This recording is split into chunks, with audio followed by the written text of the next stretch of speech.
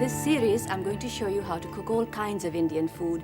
Some of it you may be familiar with, the kind of food you've had in Indian restaurants, and some of it you've probably never eaten. It's the kind of food you get in Indian homes. When my program came on air, there weren't any cookery programs, not Indian cookery. It was an immediate hit, and nobody expected that. Madhur Jaffrey grew up in Delhi, but left in her 20s to study acting in London at RADA. A mission to excite Western palates led to her being described as the original Spice Girl.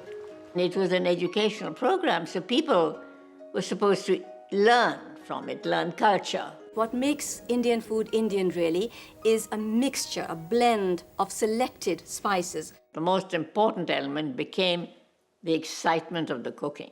One of the things I'm going to make is Rogan Josh. This is a classical North Indian dish. It's lamb in a red, rich sauce. I wanted people to have the authentic Indian food from homes and to give recipes from specific regions of India. So people understood that Indian food is not hot, hotter, hottest. It all started with the people in the studio. They loved the smells, and the minute I finished cooking, they were ready to eat.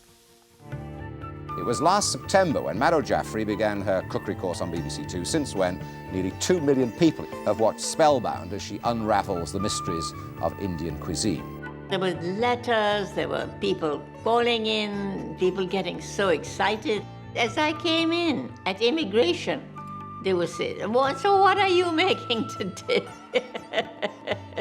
To be able to do it yourself and have something tasty that nobody's ever served to you before was quite something in people's homes.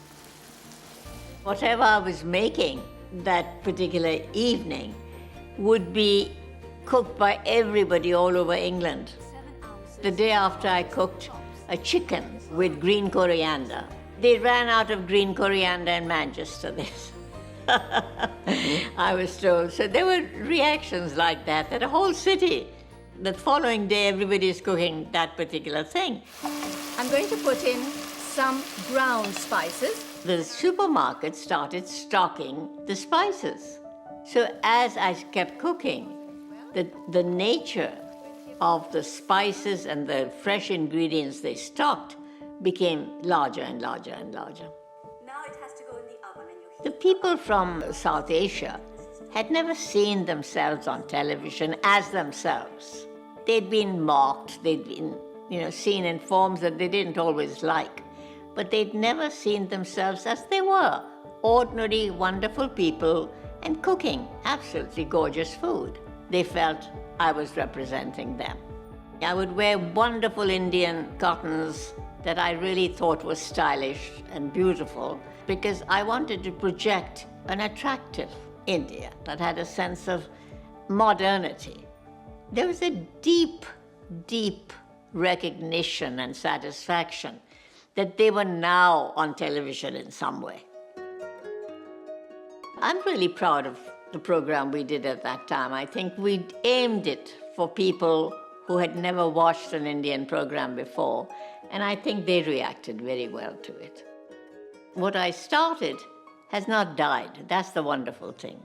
It's been picked up by other people, and it'll have a life forever now.